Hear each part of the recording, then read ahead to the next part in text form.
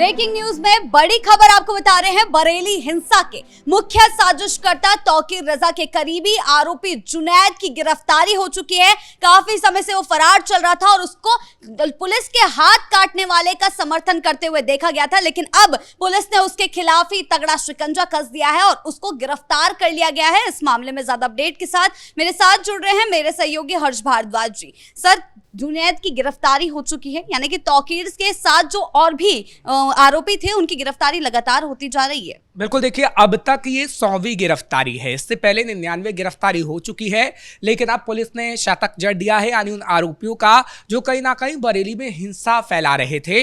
और ये जिस जुनैद की आप बात कर रहे हैं, जिसकी तस्वीर भी कैपिटल टीवी इस वक्त दिखा रहा है, वो जुनैद डॉक्टर नफीस के साथ नजर आया था। जब डॉक्टर नफीस ये कह रहा था कि अगर पुलिस वालों ने हमारे ऊपर कोई भी एक्शन लिया तो हम पुलिस वालों के हाथ काट देंगे। और जब तस्वीर वायरल हुई थी तो इसी को पकड़ने की एक कोशिश लगातार हो रही थी, क्योंकि आपने देखा कि डॉक्टर नफीस और नदीम पुलिस की गिरफ्त में है और मौलाना तौकीर रजा भी जेल के अंदर इस वक्त है। बार बार उसकी रिमांड मांगी जा रही है और ट्रायल की शुरुआत, और अब हम देखेंगे कि मौलाना तौकीर रजा को सजा का ऐलान होगा। लेकिन ये मुख्य आरोपी इसलिए माना गया है क्योंकि इसने कहीं ना कहीं, एक तो जो तमाम मस्जिद में लोगों को इकट्ठा करने की बात हो रही थी, उन लोगों को इसने फोन कॉल करके बुलाया था, ये भी जानकारी मिल रही है। लेकिन अभी जांच होगी, अभी इसकी गिरफ्तारी हुई है, इसकी फोन डिटेल से पता लगाने की पुलिस कोशिश करेगी कि क्या इसी ने तमाम जो कट्टरपंथियों को बुलाया था और क्या इसी की वजह से उस मस्जिद में व्यवस्था की गई थी 350 मस्जिद में। क्योंकि देखिए, डॉक्टर नफीस, डॉक्टर नदीम और ये जो जुनैद गिरफ्तार हुआ है, ये मौलाना तौकीर रजा के बेहद करीबी माने जाते हैं। आपने देखा कि डॉक्टर नफीस ने किस तरीके से मस्जिदों से ऐलान करवाया था, जो मस्जिदों के अंदर मौलाना से उनसे अपील की थी कि हमारे कुछ लोग आएंगे तो आपको उन 350 मस्जिदों में उनके रहने की व्यवस्था करनी है। हालांकि वो लोग कट्टरपंथी जो कि बरेली में हिंसा फैलाना चाहते थे। और हमने ये भी देखा कि नदीम किस तरीके से पूरी प्लानिंग कर रहा था। नदीम ने सोशल मीडिया पर दंगा भड़काने वाले पोस्ट किए और एक गलत अफवाह फैलाई कि कैसे मौलाना तौकीर रजा की तरफ से प्रदर्शन नहीं किया जाएगा, लेकिन बाद में उसकी तरफ से अफवाह फैला दी गई कि ऐसा तो मौलाना तौकीर रजा ने कहा ही नहीं है, वो प्रदर्शन करेंगे। और तमाम लोग बाहर आ गए, जिसके बाद हमने देखा कि पुलिस के बैच तक नोचे गए, पुलिस को हाथ काटने की धमकी दी गई और साथ ही साथ बवाल बरेली में मचा गया है।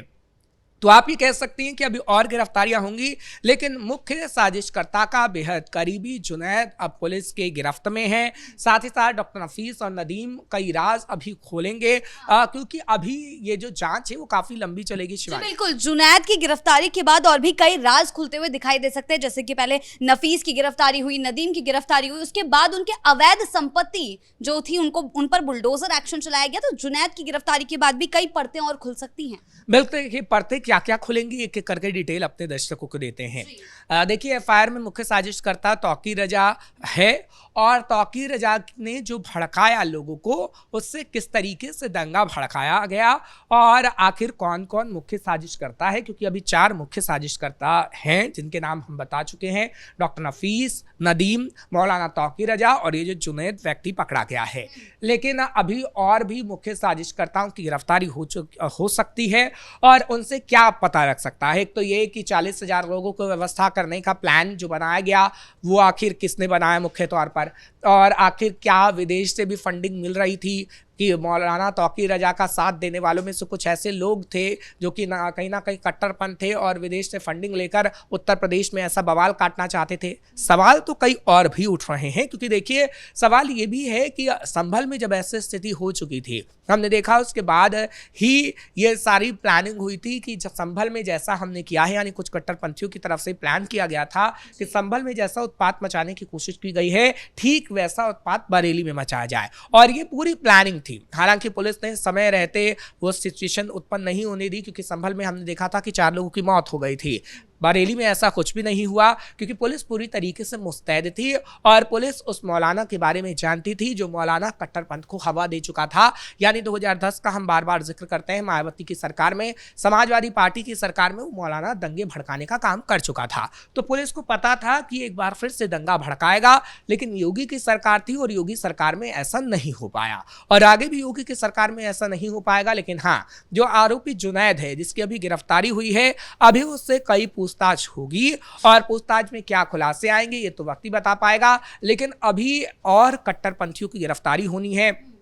मौलाना तौकीर रजा के बारे में भी अपडेट दे देते हैं कि मौलाना तौकीर रजा की अब सुनवाई जो होगी वो दिसंबर के महीने में होगी और उसकी सुनवाई अब ये कहा जा रहा है कि सीधे उसको कोर्ट में ले जाके होगी, क्योंकि अब तक जो सुनवाई हमने देखी है वो ऑनलाइन हुई है और ऑनलाइन मौलाना तौकीर रजा रोता तो नजर आया है, साथ ही साथ वो कह रहा है कि मुझे जानबूझ के फंसाया जा रहा है। लेकिन मौलाना तौकीर रजा के खिलाफ जो सबूत है वो कोर्ट में अब देगी, क्योंकि अभी तो जो मौलाना तौकीर रजा के खिलाफ रिमांड जो मांगी जा रही है रिमांड को बढ़ाया जा रहा है। हम देख रहे हैं कि कभी 14 दिन की रिमांड मिलती है, कभी 15 दिन की रिमांड मिलती है, लेकिन अब वो पुलिस सबूत पेश करेगी जो सबूत पुलिस के पास है, यानी मौलाना तौकीर रजा को 1 साल से लेकर उसमें भी कई बड़े राज खुल सकते हैं जो सबूत पुलिस के पास हैं। और तौकीर रजा अगर सुनवाई होती है, दिसंबर में कहा जा रहा है कि सुनवाई है, तो उस टाइम पे भी वो कई बड़े नेताओं का नाम भी ले सकते हैं। बिल्कुल, देखिए, क्योंकि हम बार बार कह रहे हैं वो सबूत इसलिए अहम है क्योंकि जो शुरुआत हुई थी वही समाजवादी पार्टी के 3 नेताओं की तरफ से की गई थी, जब उन्होंने सोशल मीडिया पर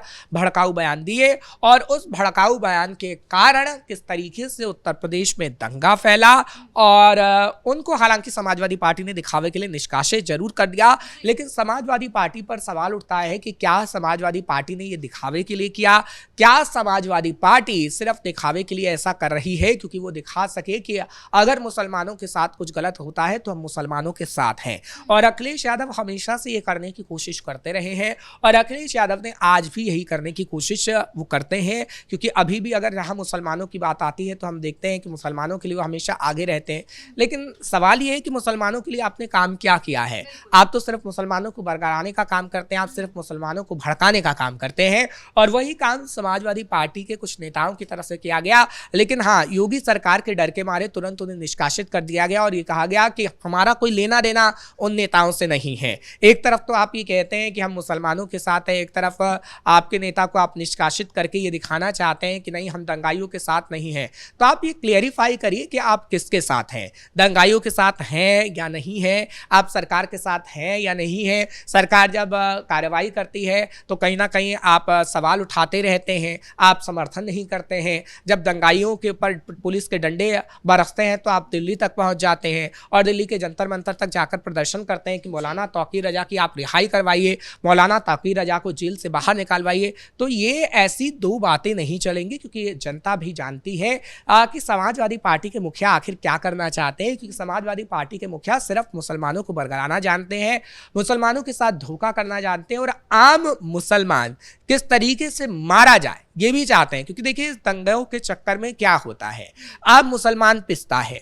आम मुसलमानों की सुरक्षा योगी आदित्यनाथ ने की है, लेकिन समाजवादी पार्टी हमेशा से आम मुसलमानों को प्रताड़ित करने का काम करती रही है। जब ये दंगा भड़कता है, लेकिन एक नैरेटिव सेट करने की कोशिश जो है की जाती है कि हमेशा से योगी सरकार मुसलमानों के खिलाफ ही कार्रवाई करती। बिल्कुल, देखिए, वो नैरेटिव आपका अब हमें काम नहीं आने वाला है ना। आप एक बार नैरेटिव चला सकते हैं लेकिन दोबारा नैरेटिव नहीं चला सकते हैं, क्योंकि देखिए, मौलाना तौकीर रजा जैसे जब कट्टरपंथी लोग ऐसे कट्टरपंथ को फैलाते हैं तो हम देखते हैं कि उसमें जब वो लोगों को इकट्ठा करते हैं तो उसमें आम मुसलमान पिसता है। यानी आम मुसलमान को आप झूठ बोलते हैं कि आपकी मस्जिदें शहीद हो रही हैं, आपके साथ गलत व्यवहार होने वाला है, और वो खुद पीछे हट जाते हैं। ऐसा हमने कई बार देखा है। समाजवादी पार्टी को आप देख लीजिए किस तरीके से वो बवाल काटने की कोशिश करती है, उसके बाद समाजवादी पार्टी के मुखिया पीछे हट जाते हैं। डंडे किस पे बरसते हैं? आपने देखा होगा, कट्टरपंथियों पर तो बरसते हैं लेकिन उसमें आम लोग भी पिसते हुए नजर आते हैं। क्यों? आप जब उन्हें बरगलाएंगे तो कहीं ना कहीं वो लोग भी फंसते हुए नजर आएंगे जिन लोगों को इस बारे में कुछ पता ही नहीं है।